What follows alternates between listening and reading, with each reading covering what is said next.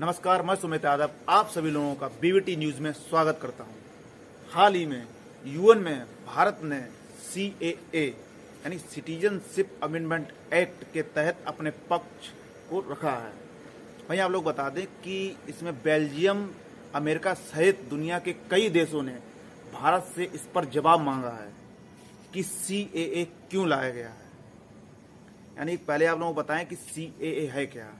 CAA citizenship amendment act है, जो कि दुनिया भर में यानी कि जो भारत के पड़ोसी देश हैं जैसे कि अफगानिस्तान है, पाकिस्तान है, बांग्लादेश है, इसमें जो अल्पसंख्यक लोग हैं उनके साथ हो रहे अत्याचार, यानी कि जो हिंदू, जो कम अल्पसंख्यक यानी कम मेजोरिटी में लोग पाए जाते हैं, जैसे कि हिंदू हैं, जैन हैं, बौद्ध हैं, सिख हैं, तो इन लोगों को भारत में नागरिकता देने के लिए सीएए लाया गया था।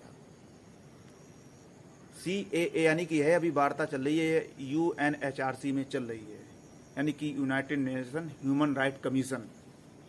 इसकी स्थापना की बात करें तो इसकी स्थापना वर्ष 2006 में हुई थी। इसका मुख्यालय जिनेवा में स्थित है।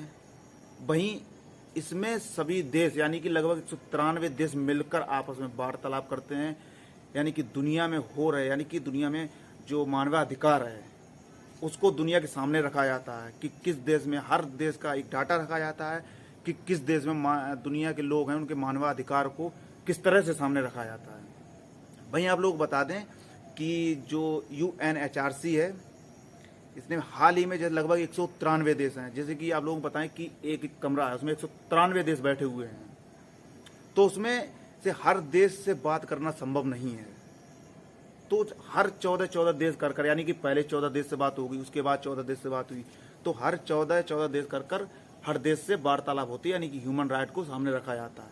अब वही देश यानी कि जिस देश से बात होती है वही दूसरा देश उसका कमेंट करता है उस पर कि इसमें क्या होना चाहिए। भाई आप लोगों को बता दें कि जो अभी हाल ही में जो तुषार मेहता जी उन्होंने इस पर जवाब दिया है कि जो ह्यूमन राइट कमीशन यानी कि जो सीएए है, भारत के जो पड़ोसी देश हैं उसमें जो अल्पसंख्यक लोग हैं, उनके कम माइनॉरिटी में लोग पाए जाते हैं, उनके साथ जो अत्याचार होता है, यानी कि जो लोगों को यानी कि इस तरह से सामने रखा है यानी सीएए को कि यह किसी की नागरिकता को समाप्त नहीं करता है, बल्कि लोगों को नागरिकता देने के लिए ही लाया गया है। भाई यूएनएचआरसी दुनिया भर में हर एक एनजीओ संस्था से जुड़ा होता है, जो कि वहाँ के हर देश का डाटा यूएनएचआरसी में रखता है सामने, जिसमें दुनिया के देश एक दूसरे देश से कमेंट करते हैं कि इसमें क्या होना चाहिए।